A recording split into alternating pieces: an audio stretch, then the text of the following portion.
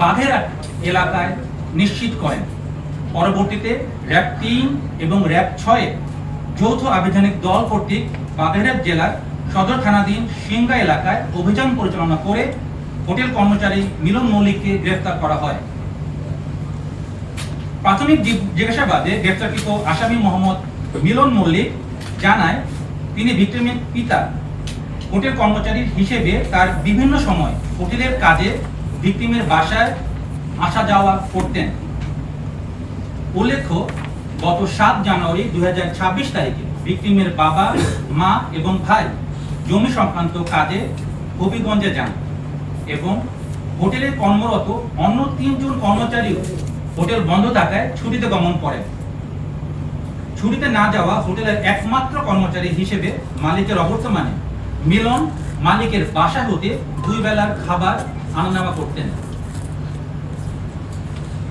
এখানে উল্লেখ্য, বেশ কিছুদিন ধরে মিলন ভিকটিমকে অনৈতিক প্রস্তাব দিয়ে আসছিলেন। ঘটনার পূর্ব রাতে আসামি ভিকটিমের বাসায় যখন তিনি খাবার আনতে যান, তখন পুনরায় ভিকটিমকে অনৈতিক প্রস্তাব প্রদান করেন। ভিকটিম আসামির প্রস্তাবে রাজি না হয়ে তাকে গালিগালাজ করেন এবং আসামি ভিকটিমের রূঢ় আচরণে ক্ষিপ্ত হয়ে পরদিন তার বিরুদ্ধে একটা প্রতিশোধের সিদ্ধান্ত গ্রহণ করেন। ঘটনার দিন ভিকটিমের বড় বোন যখন জিমের উদ্দেশ্যে বের হয়ে যান, আসামির পূর্ব পরিকল্পনা অনুযায়ী পূর্ব থেকে সংগৃহীত নাইলনের দড়ি সহ ভিকটিমের বাসায় পুনরায় যান। প্রথমবার উনি খাবার আনার জন্য যান এবং তার বোনের সাথে বের হয়ে আসেন, বড় বোনের সাথে বের হয়ে আসেন সবার সাথে, এবং পরবর্তীতে পুনরায় তিনি তার বাসায় যান এবং অনৈতিক প্রস্তাবের ব্যাপারে আবার তাকে জানান।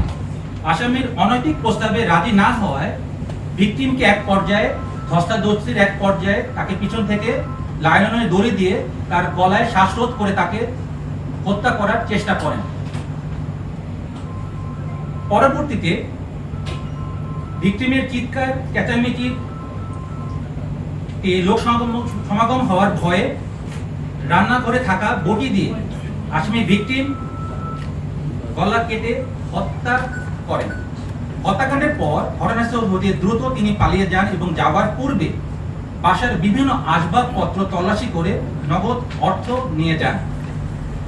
প্রাথমিক জিজ্ঞাসাবাদে গ্রেপ্তারকৃত আসামি মোহাম্মদ মিলন মল্লিক এই হত্যাকাণ্ডের সাথে জড়িত থাকার অভিযোগ স্বীকার করেন। এই নৃশংস হত্যাকাণ্ডের পিছনে অন্য কোনো উদ্দেশ্য আছে কিনা তা তদন্তকারী কর্মকর্তার বিস্তারিত তদন্তে বেরিয়ে আসবে বলে আমরা মনে করি।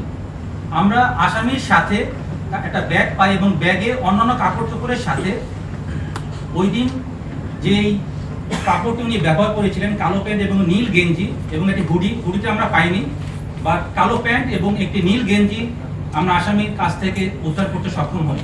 তার পূর্বে ঘটনাস্থল থেকে পুলিশ যে ঘটনায় যে ব্যবহৃত যে বটিটি সেটি উদ্ধার করে এবং নাইলনের যে দড়িটি সেটি উদ্ধার করে। যেহেতু আসামির বিরুদ্ধে পরবর্তীতে আইনানুগ ব্যবস্থা গ্রহণের জন্য খিলগাঁও থানায় হস্তান্তরের কাজ প্রক্রিয়াধীন রয়েছে।